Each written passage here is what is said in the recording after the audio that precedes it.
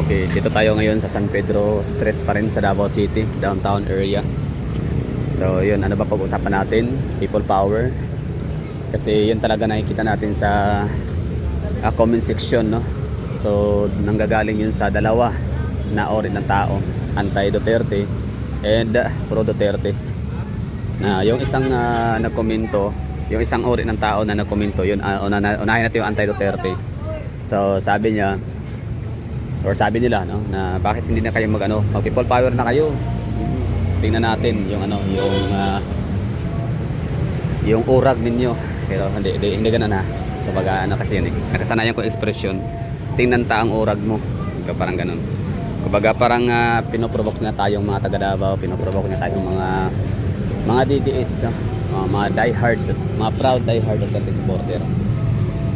So ngayon, para since pinaprovoke na tayo na mag-march mag people power since dahil nga sa nag-iinit yung natin, no, ating mga damdamin sa pangyayari ng pagkadala ni Tatay Digong sa ICC sa Netherlands. So ang purpose kasi nun is pag mag-march mag-people power tayo sa EDSA, syempre yan banta, di ba, ng seguridad sa palasyo. So gagawin ni BBM ay pwede siya mag-declare ng martial law, di ba? So banta ng pangkaligtasan, seguridad unahin niya sa kanilang palasyo at ng kanyang pamilya. So iisipin niya na mga tao nagrarally, people power sa EDSA ay mga kalaban ng states, di ba? But grabe na kung iisipin natin, parang nakaka-PI talaga. Alam mo yun, yung mga tao yun na naghahalal, mga law-abiding citizens na naging miserable ang buhay. Ibig sabihin parang bad trip, no? Kasi nga wala nang maayos na panggobyerno. Tapos ito pa yung minahal ng taong bayan na si Duterte, na siya din na naging rason, Duterte din, no? Kaya sila nanalo. So ituturing na tayong kalaban ng state, ng estado. Kaya i-declare tayo as magde-declare sila ng martial law para mapangalagaan ang kailangan ng security sa Malacanang. Di ba naka-bad trip yun? So yun, no? Parang gusto ng mga anti-Duterte na na tayo, mag-people power, para nang sa ganun ay meron ng sapat na rason si PBBM na magdeklara siya ng martial law. Kasi totoo naman talaga, sadyang yun magkakagalo talaga yun. So magkakaroon ng banta sa kanila seguridad. Siyempre may mga iba na hindi mapigilan, magdadala talaga ng mga tawag dito, mga deadly weapon, o yung hindi man deadly pero makapanakit. So yun ang gusto ng mga anti-Duterte na gawin natin para mag-people power na. So yung mga tao na yun na gusto magka-people power, yan yung mga loyalist, no? Kasi yung mga Dilawan, di naman yan din sila gusto. Liberal Party, di naman yan sila gusto na magkaroon ng people power. Pero itong mga loyalist, gusto nila yung people power, no? Parang iwan ko ba anong klaseng mga mindset sila. Ako nalalungkot ako kasi meron pa akong mga nababasa na komento na yun na nga, hanggang ngayon ay Marcos pa rin sila hanggang ngayon. Like, naniniwala pa rin sila na merong Taliano Gold. Hindi daw nagnanakaw si Bongbong Marcos, kundi siya lang daw ang tagapagpangalaga ng kailang yaman ng mga gold reserves nila. Alam niyo yun, no? So nakakalungkot. Hindi naman sila siguro hindi na, basta paano nagkaroon ng mga gold reserves ang mga Marcos family.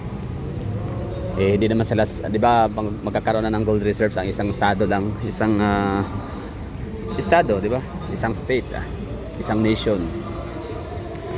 So malabo yun na maging rason na napaka mataas ang chance talaga na galing sa ill-gotten wealth yun tawag doon. So yun, yung people power hindi pwedeng gawin natin yun. Yung ating rally hindi pwede yun kasi pwede nga talaga siyang maging mitya para mag-declare ng martial law si PBBM.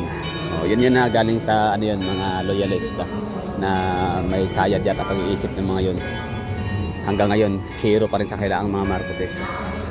Okay, let's go to mga pro-Duterte naman na nagsabi na mag-martial law na. Mag-people power, no? Mag-marcha na papuntang EDSA. So ang sagot ko naman doon, pwede naman. Kaso sa sitwasyon natin sa Pilipinas, hindi lang sa Davao ha, kundi sa buong Pilipinas, napakataas ng mga bilihin natin ngayon. Inflation at its base talaga. Grabe yung inflation natin, napakataas. Like halos hirap na tayo hirap na tayong habulin ang presyo. Trabaho natin ganun pa din yung income sa yung mga basic earner, no, yung mga natatrabaho, mga ordinaryong manggagawa. So yung sahod nila ganun pa din, no, nag-increase man ng konti.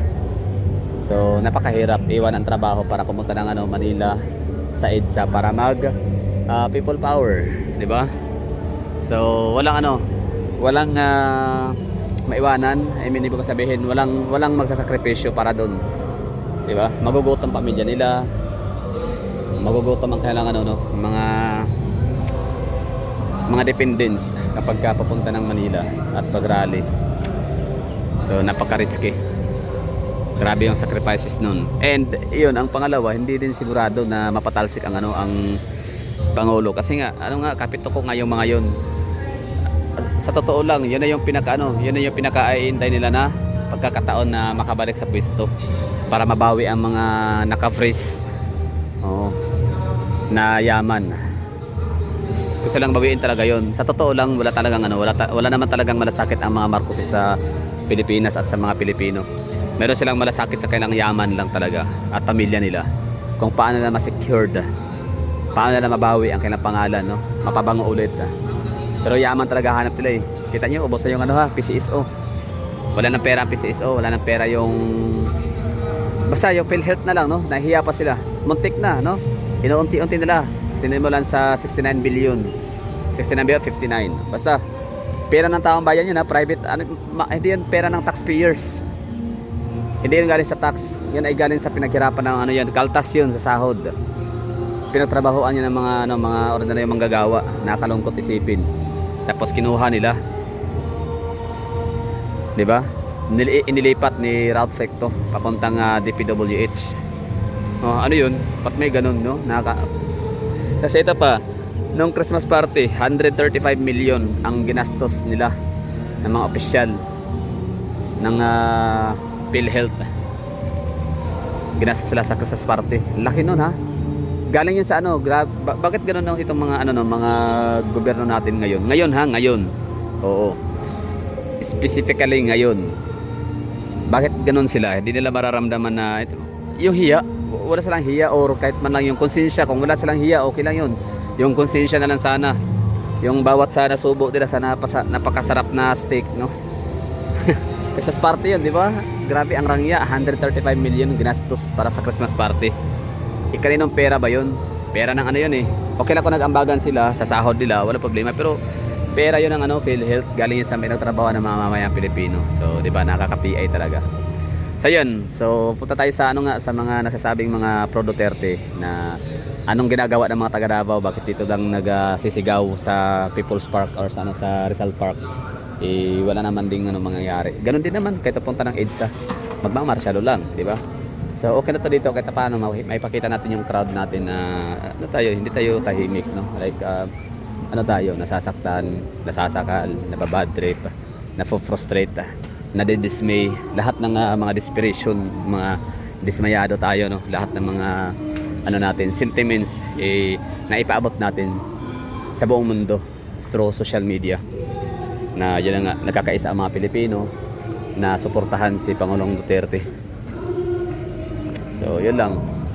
Hindi yun totoo na hindi yun wala talaga effect. Mapa-EDSA man o dito. Magkakaroon ng martial law. Mas nakatakot yun. Kaya ito na lang ang natin, ang people power, idaanan natin sa halalan. Ngayong Mayo, malapit na. So ganun na lang ha, kung talagang suportado natin, mahal natin ang mga Duterte, lalo sa Taydigong, vote straight ho tayo. Tapos sa rito yan, kayo na mga nakikinig ngayon dito, ewan ko kung ilan kayo dyan, mga 100, no? Kayo mga 100 dyan na nakikinig sa akin na ngayon, nanonood. Kito na lang, kung mahal na mahal yun si Duterte, huwag niyo iboto ang kanang kahit mayor, congressman, mayor, governor, board member, city councilors. Huwag ninyong iboto. As long as sila ay ka-line up ng partido ni BBM. Di ba? So kahit pa hindi nyo gusto ang tao natatakbo sa inyong lugar, as long as siya ay hindi BBM, goods yun.